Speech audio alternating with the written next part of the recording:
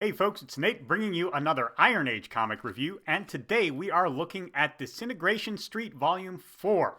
This is the latest comic from Brendan Swan, and this one is pretty difficult to discuss in my usual format. As you know, I usually like to do a spoiler-free review and then give a more deeper analysis where I get a little deeper into spoilers. But that is a little bit harder because this is volume 4 of a 5-part series, and a lot of important plot elements in this book have already been revealed. And there's actually not a whole lot to spoil in this book, but it does contain a lot of spoils for previous books. So let me just give a very high-level overview of what happens in here and the basic premise of Disintegration Street, and give you my usual recommend before we get into the deeper analysis. First of all, it's a very nice physical product.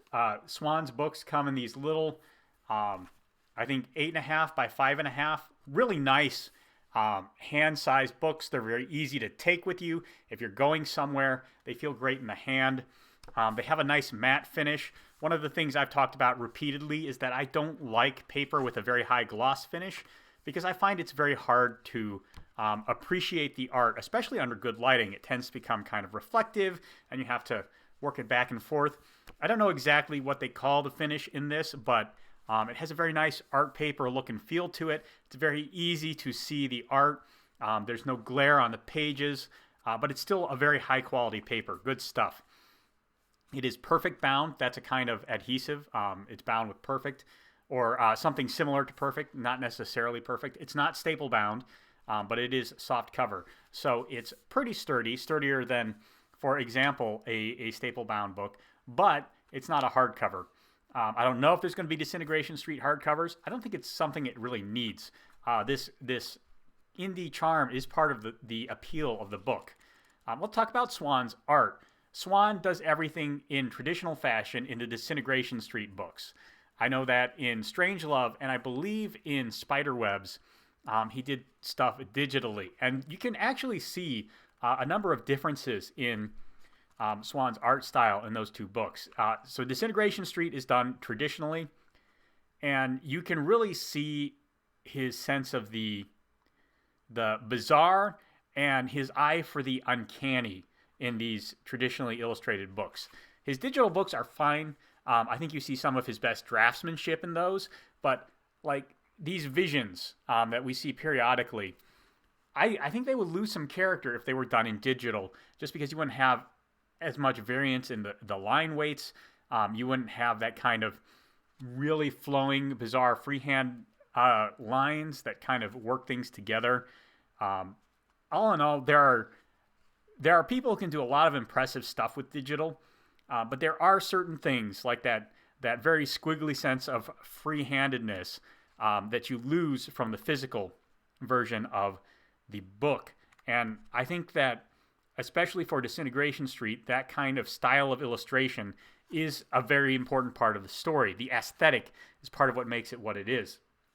I mean, just look at this cover. You wouldn't get quite that level of loose and flowing lines in digital. People would smooth that out. The line weights would be far more even. It just wouldn't be the same. And believe me, you don't think it would be that different. But if you were to have Swan redo this cover in digital and hold them up side by side, I think you would really notice it. So his art is very much to taste, though. Let's make that clear. He is a growing artist. His art in this book is a lot better than his art in, for example, Volume 1. But it's very cartoony. It's very stylized. And it can still be a little unclear in places. Like some of his action scenes. Let me see if I can find a good example here that won't spoil anything. His action scenes can be a little claustrophobic. They tend to be very zoomed in on the characters, and it can be harder to tell what's going on.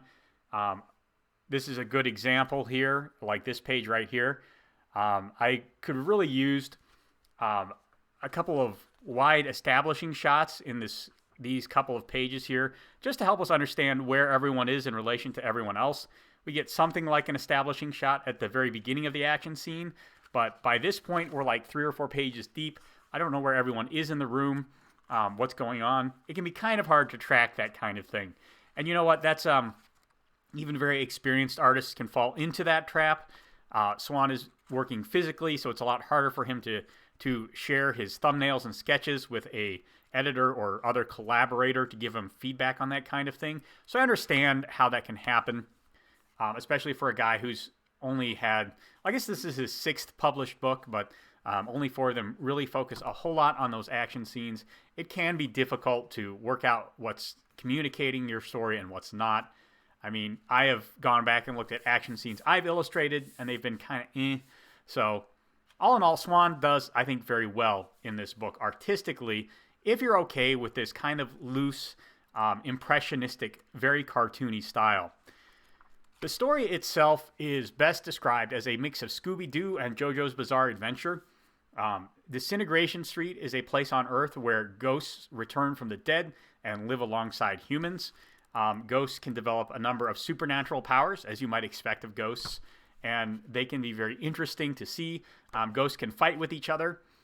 Typically, when they get damaged, they don't stay dead except under specific circumstances, which is a nice mechanic to have along here. You know, when you have ghosts, they really can't just be normal people. There has to be something that makes them interesting as ghosts, or why have ghosts in your story. So having them be a real physical danger with special methods to get rid of them required is a nice touch. This volume is just a continuation of the Disintegration Street story. It's very hard to describe that without spoiling a bunch of stuff. The short summary is, if you like paranormal adventures with a certain degree of creepiness factor to them, if you're okay with the art style, or if you have, you know, somebody, a middle-aged, middle grade, maybe 6th grade and up reader who really enjoys ghost stories or action stories with a supernatural element, Disintegration Street might be really good for them. If you're not really into the supernatural genre, if you just want really action-packed or very serious storytelling, this may not be your cup of tea. Because like I said, it does have kind of that slapstick Scooby-Doo attitude to it. It does have some crazy power-based battles, but they are not the central emphasis of the story here. Well, I guess they are in this volume, but not necessarily leading up to this point. So it's not for everyone, but I think the people who like it will really like it. And if you fall into one of those groups, I would give Disintegration Street a look. Now let's get a little bit deeper into the analysis, because this is the part where I really have to spoil some things in order to explain what's going on. There are a lot of characters that have roles in the story that haven't been... It's been obvious they're important in some way, but we don't know how. And Swan really starts paying that off in this book. This is the book where all the mysteries start to line up, and a whole bunch of stuff that didn't make sense starts to make sense. The 2 best examples of that are the reveal of Jezebel as Ramona, who is really the central protagonist or antagonist of this story.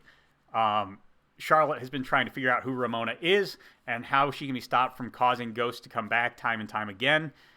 We find out that the Dr. Stone, who has been building robots and using ghosts to power them, is indeed in league with Ramona. And we see a pretty cool battle with some of his proxy robots. So there's a lot of good stuff in here. We finally meet Mr. Jeffrey Stillwaters, a really cool looking character who was part of the battle to unseat Ramona in the past and has been missing in action for a while because he got turned to chrome, not stone, chrome. That's a nice touch.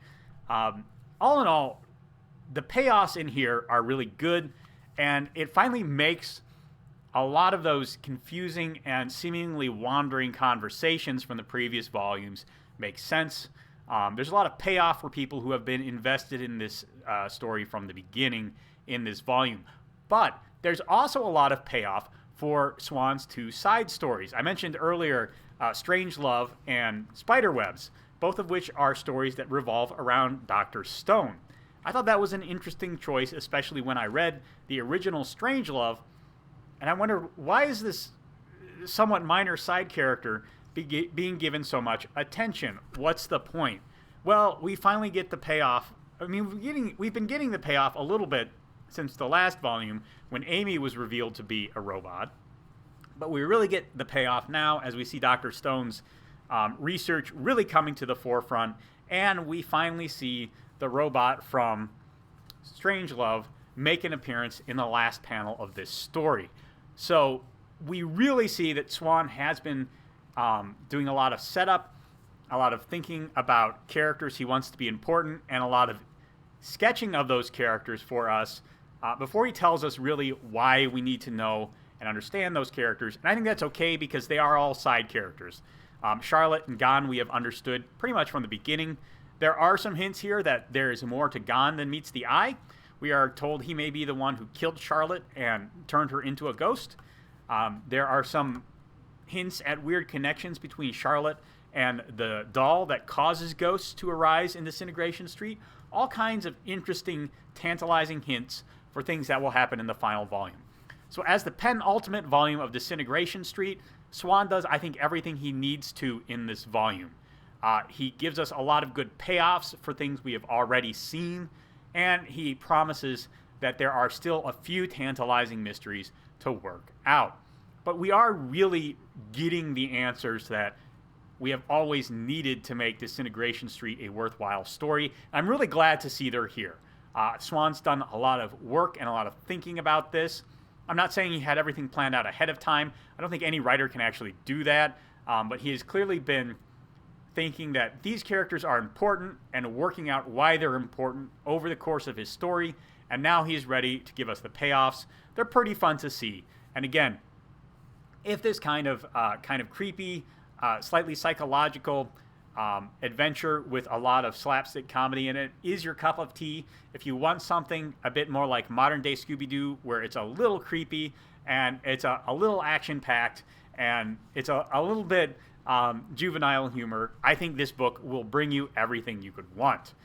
And if that's not what you're looking for, I think it's fine to say this isn't your book and move on for something else. But I think that most people who see this will find it more engaging than they might have originally anticipated.